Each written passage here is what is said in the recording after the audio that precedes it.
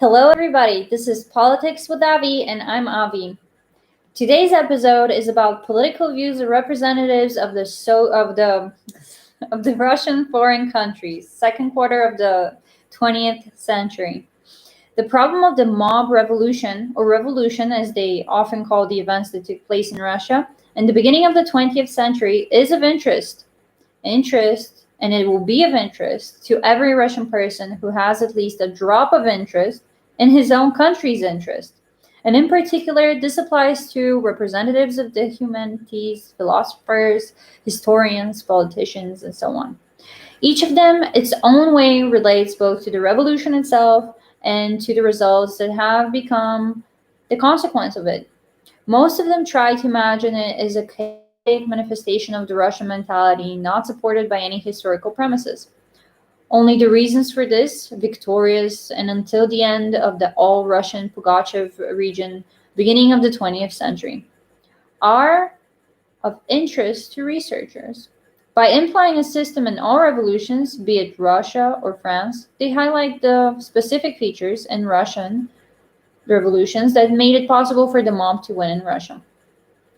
What is the Russian Revolution?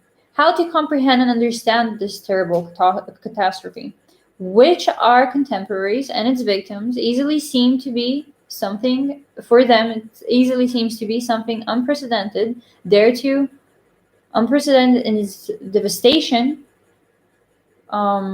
which is an impassive objective historians will have to recognize as one of the greatest historical catastrophes experienced by mankind. This is what in 1923 S. Frank and Ilin wrote, agreeing that the Russian Revolution is the greatest disaster not only in the history of Russia, but also in the history of all mankind.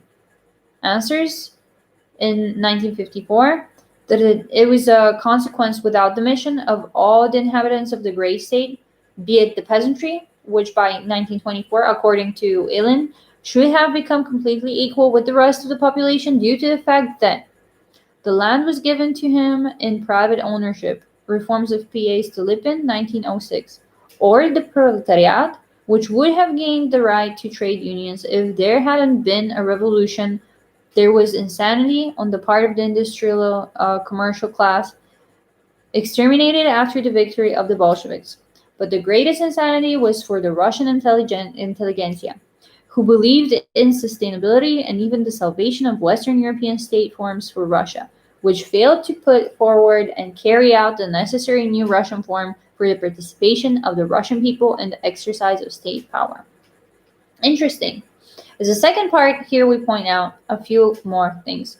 What is the reason for such an unprecedented madness that led to millions of losses in the numbers of Russians, and indeed all the people inhabiting Russia? Could it be called the madness that the main Russian feature passing through all sides of the historic processes, political, social, intellectual, and national, well-known weak cohesion and cementation of the components of the social aggregate? As Milyukov writes. In his work, he tries to find an explanation, and in the historical material for the anarchist nature of the Russian peasantry, he looks into it too, which, according to most historians, is the cause of all manifestation of rebellion in Russia. The political discrepancy, in his opinion, is the paradox of the development of the state's economy, which is constantly unsuccessful for the general levels of state development, which constantly created an objective need to resort to force. The lack of cohesion among social elements is due to the lack of population groups that are dense enough to limit government power. Nor did there exist in Russia an intellectual link between the top and the bottom of Russian society. Although Milyukov does not deny the unity of the national way of thinking and feeling, unity passing through all social layers, here history for a long time spreads the top and separates the top and bottoms in different directions and prevented their continuous interaction. The fourth manifestation of the lack of coupling was centrifugal aspirations of the nationalities inhabiting the Russian Empire. As a third point, we can talk about We can ask actually, but where did the revolution come from? What forces gave birth to it?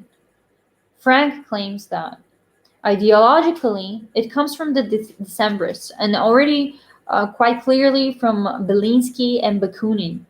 The two trends intertwined and in their unity formed a powerful revolutionary force that fell upon the old Russian statehood and culture and destroyed them free thinkingly. A small handful of madmen fell in an avalanche into the fragile minds of representatives of the Russian intelligentsia. The desire to help the motherland, the people in themselves won a landslide victory over prudence. However, the example of the people's volunteers perfectly shows that to achieve their own goals, revolutionists are ready to use any means.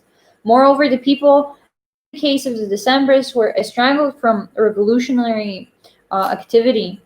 So subsequently, this lordly complex led to the gradual removal of non-peasant and non-proletariat parties and individual politicians from the helm of power in mid-1917, with their subsequent destruction. But that was already in the 20th century, and the revolution itself matured in the late 19th. Without a doubt, at that time, the true foundation of Russian statehood was not a socialist state system and a non-dominant everyday culture, but its political form, the monarchy. The ideal of the king father was at the same time slowly but irresistibly fading in the national soul, and he was replaced by a vague but acute longing for democracy, self-determination, and social autonomy. This conflict has already came to light after the unsuccessful Japanese War that had led to the 1905 revolution. The immense test of World War finally shook the country's unstable balance. All this led to a blow to the weakest place in the Russian social structure, to the confrontation between the Russian peasant and the gentleman. The Russian Revolution, in its main underground social essence, is a revolution, a revolt of the peasantry. This peasantry was a product that they did not expect to get enlightened Russian men who sincerely cared about the education of their subjects. The ideas of enlightenment which fell on fertile Russian soil led to rather strange consequences.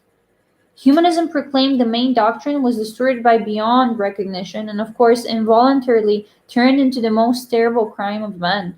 A simple Russian man was held hostage by an equally simple Russian gentleman who used his own misunderstanding of human nature, brought the peasant to the madness of a revolution, and there is not a single opportunity to justify a member of any political group representing the Russian people in 1917.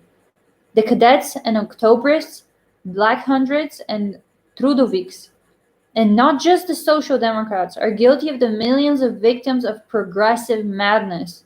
It is necessary to remember, of course, that the discretion of the main culprits of the revolution in the intelligentsia and its ideas is methodologically on the same level as the statement that the revolution was created by foreigners, Jews, or with the assertion that Russia was ruined by the weakness and lack of will of the provisional government, the frivolity and irresponsibility of Kerensky, etc.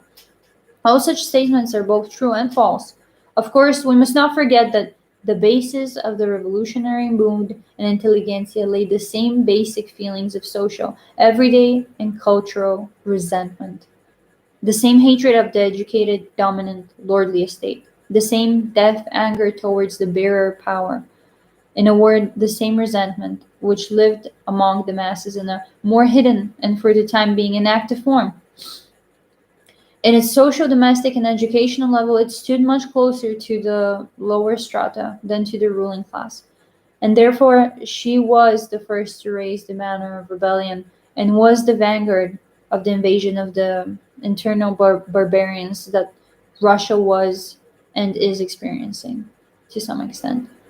As a fourth thing to consider, considering the position of the authors of the Russian foreign countries, um, as to the Russian foreign countries, it is worth paying attention to the term progressive. Frank uses this word to distinguish between two similar phenomena. Here's what he writes. The revolution means a shock caused by progressive forces and leading to progress. to improve social life, but under a turmoil, a shock in which the forces that carry out social progress are not involved. But at the same time, 2 pages earlier, the same author says something completely opposite. He says, revolution is never and nowhere is an expedient, meaningful way of satisfying them, the needs of society.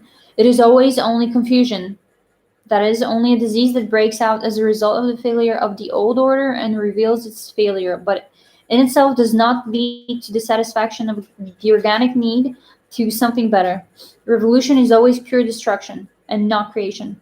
True on the ruins of the destroyed, at the end of the destruction, or even simultaneously with it, the restoring creative forces of the body begin to act. But this is not the essence of the but hidden living forces to preserve their destruction. Let's try to understand the position of this respected person. It is clearly that pure destruction is not progress, but represents the exact opposite. But the very living forces which, according to Frank, act restoring on the ruins of the revolution and represent the only progress in the chaos of destruction.